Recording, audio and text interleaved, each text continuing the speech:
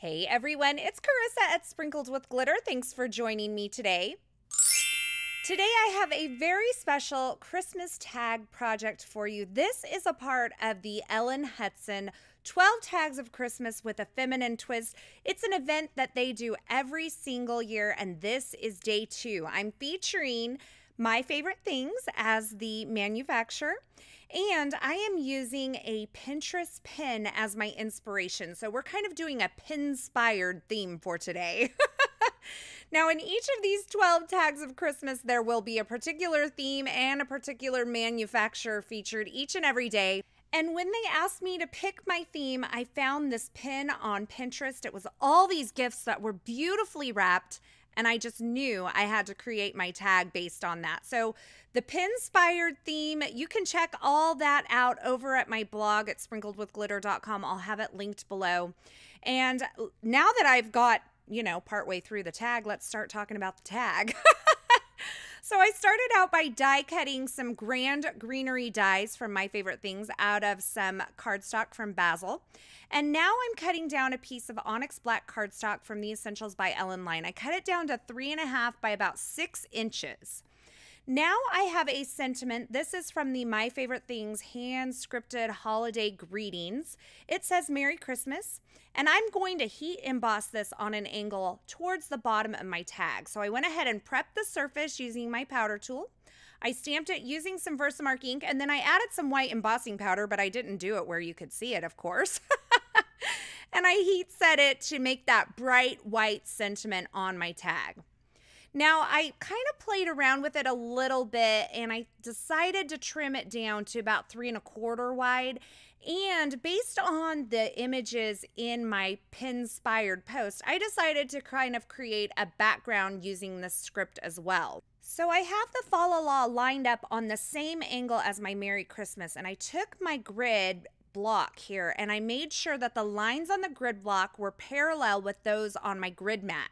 That way I can keep the exact same angle as I stamp this over and over again. So as I stamp this down, I'm going to make sure that each and every time the lines on my grid block are parallel with the lines on my grid mat, and that will keep the same angle as I stamp all over this entire tag front. Now for the stamping, I'm using the Hero Arts Unicorn White Pigment ink, and it's going to give me not quite as bright of an effect as the embossing powder, but that's what I was going for. I wanted the Merry Christmas to stand out really well. And once I stamped all over this tag, I took a cloth and kind of just buffed it. Some of the images in that Pinspiration were kind of like this chalkboard effect. So by buffing it, it gave me that little chalkier look.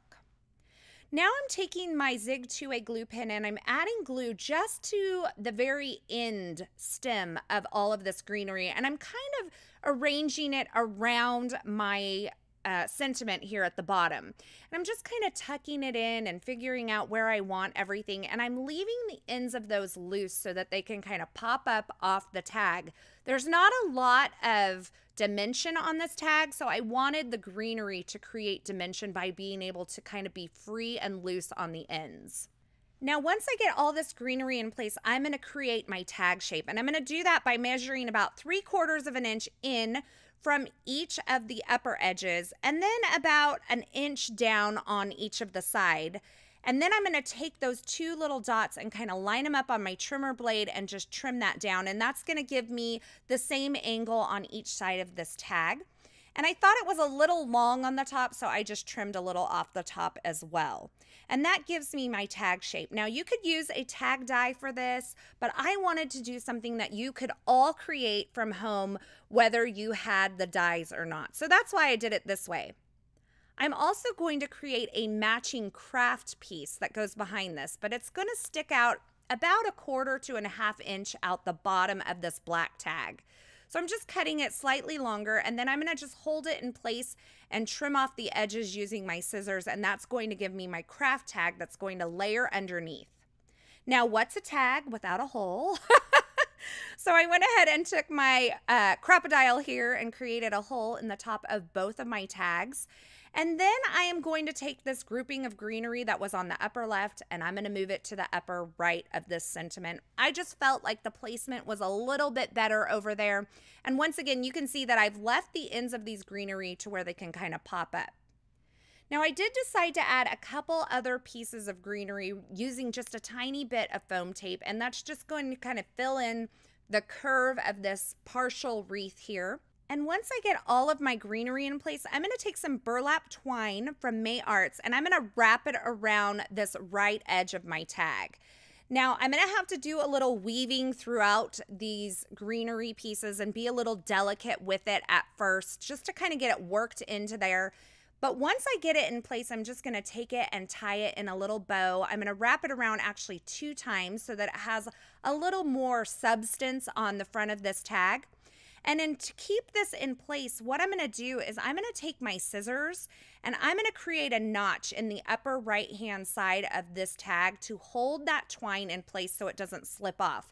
Now the bottom's not going to slip off because it's all mingled in with all that greenery, but the top kind of wants to slip off. So I'm just going to take and cut a little slit and then kind of cut at an angle to where I have this itty bitty triangle up at that upper right-hand corner to keep that twine where I want it.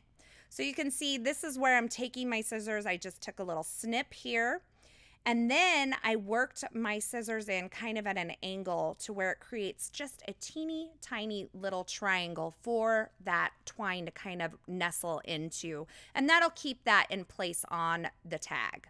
Now in my original PINspiration, there was a lot of craft, there were a lot of black and white patterns and a lot of greenery, and I decided to bring in the Essentials by Elle Plaid Maker Stamp Set and use this little tiny buffalo plaid here at the bottom, and I'm just going to add a little bit of that pattern to the bottom of my underlying craft tag.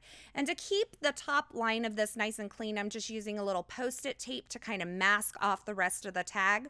And I inked up this plaid stamp in some VersaFine Onyx Black Pigment ink and then just stamped it along the bottom of the tag. I didn't get it perfect, but you know what? It was close enough for me. And since that was a pigment ink, I hit it with a heat tool to make sure it was good and dry before I stacked up those tags again. Now, in the original inspiration piece, there is a lot of like kind of sparkly silver accents here and there. And so I thought I would bring in some sparkling clear sequins and just add a little bit of sparkle here and there. Some of them are kind of peeking out from behind that greenery, but I thought this was a beautiful finishing touch for this tag. Now I have to say, I wasn't feeling like I was going to be crazy about this tag as I was making it, but the finished piece turned out so beautiful. And it really does mimic the inspiration piece that I chose for these projects today.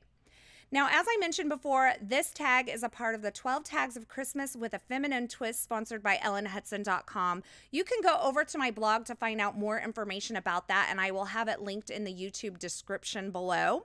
Sandy Allnock has also created a tag for today using this same inspiration piece as her jumping off point and some My Favorite Things products. So be sure you head on over to my blog because I'll have her blog linked over there where you can check that out as well.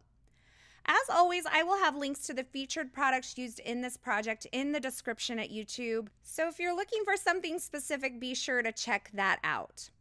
As always, thanks for stopping by. Thanks for watching. I hope you enjoyed this project. If you did, be sure to give this video a thumbs up and don't forget to subscribe and turn on the notifications so you don't miss any of my card making and paper crafting video tutorials. As always, I'm so glad you've stopped by and hung out with me today. Thanks for watching, and until next time, I hope you have a fabulous day.